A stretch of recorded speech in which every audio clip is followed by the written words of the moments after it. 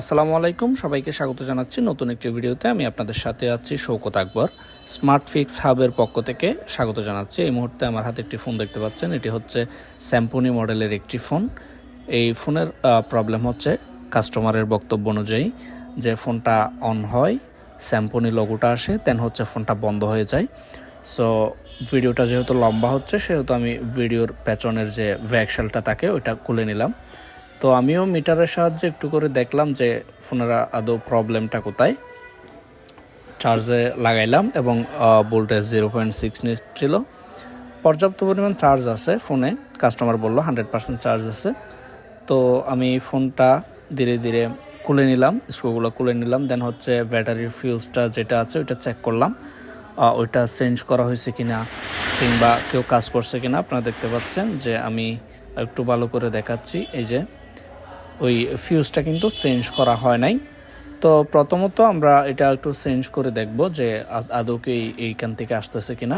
তো আমি একটু পেস্ট নিলাম এবং তাতালের সাহায্যে সুন্দর করে ফিউজটা আমরা পরিবর্তন করে দিব।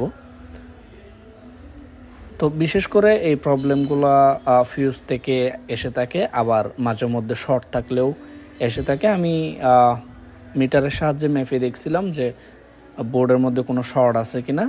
আমার মনে হইলো যে প্রাইমারি লাইনে হালকা শর্ট দেখা গেছিলো। এই যে ফিউজটা চেঞ্জ করে দিচ্ছি। ফিউজটা চেঞ্জ করার পরও যদি না হয় তাহলে আমাদের অন্য কোথাও চেক করে দেখতে হবে আর কি। তো আমরা ফিউজটা তুলে ফিউজটা আমরা এই মুহূর্তে জাম্পার করে দিব। আপনারা দেখতে পাচ্ছেন যে হেডফোনের যে কেবলগুলো থাকে এর ভিতরে যে সূক্ষ্ম কেবলগুলো থাকে ওইগুলো দিয়ে আমি পেস্ট এবং লিডের সাহায্যে আমি জাম্পার করে দিচ্ছি। আমার ভিডিওটি যদি ভালো লেগে থাকে অবশ্যই ভিডিওতে একটা লাইক দিবেন এবং শেয়ার দিবেন। আমি নতুন করে ভিডিও বানাচ্ছি, যদি আমি প্রফেশনাল এইভাবে ভিডিও এডিটিং বা ভয়েস এগুলো দিতে জানি না। তো যাই হোক, আপনারা দেখতে পাচ্ছেন আমি যে ফিউজটা ছিল ওটা চেঞ্জ করে দিচ্ছি। তো আমাদের কাজ শেষ। এখন আমরা যে বাকি অংশটা আছে ওইটা কাটারের সাহায্যে কেটে নিব এবং এখানে একটু করে ট্যাপের সাহায্যে ট্যাপ দিয়ে আটকাই দিব যাতে লাইনগুলা বডির সাথে অ্যাটাচ হয়ে শর্ট হয়ে না যায়। তো এখানে আমাদের হিটসিং পেপার আছে, যেটা হালকা করে কেটে আমি মাঝখানে দিয়ে দিলাম এবং টুইজারের সাহায্যে আটকাই দিলাম।